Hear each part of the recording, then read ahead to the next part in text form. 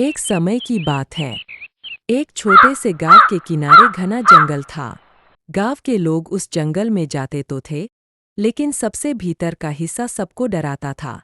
लोग कहते थे कि वहाँ एक रहस्यमयी पेड़ है, जिसके नीचे अजीब-अजीब आवाजें आती है।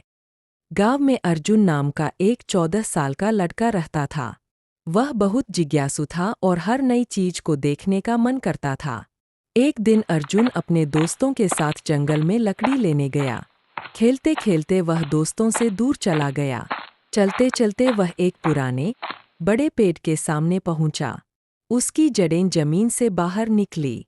को आया है यहाँ। अर्जुन चौंक गया। उसने इधर-उधर देखा, लेकिन कोई दिखाई नहीं दिया।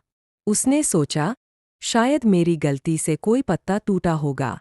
वह आगे बढ़ने ही वाला था कि आवाज फिर आई, इस बार ज्यादा पास से। रुको, यहाँ आओ।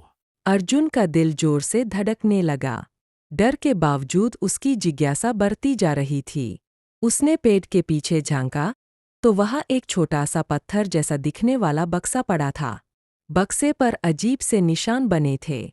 अर्जुन ने जैसे ही उसे उठाया, अचानक चारों तरफ धुंध फैल गई।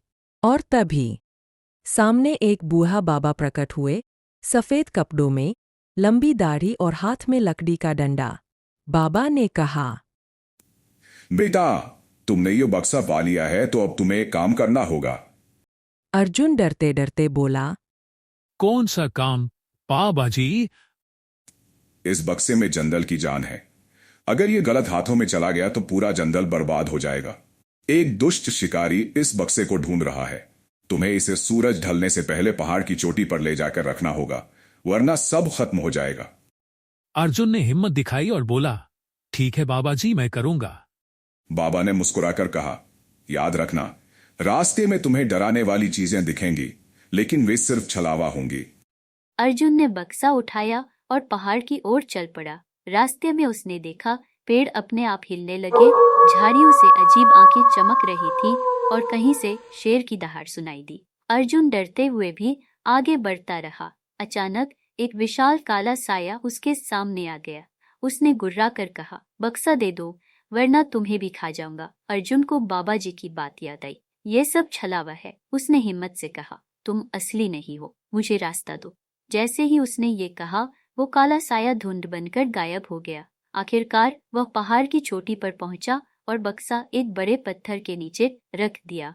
अचानक आसमान में सुनहरी रोशनी फैल गई और बाबा जी फिर प्रकट हुए। बाबा ने कहा, बेटा, तुमने आज न सिर्फ जंगल को बचाया, बल्कि अपने डर पर भी जीत पाए।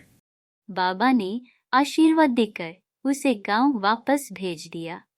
गांव लौटते समय अर्जुन के चेहरे पर डर नहीं, बल्कि आत्मविश्वास की चमक थी। उस दिन के बाद गांव के लोग अर्जुन को जंगल का वीर कहने लगे।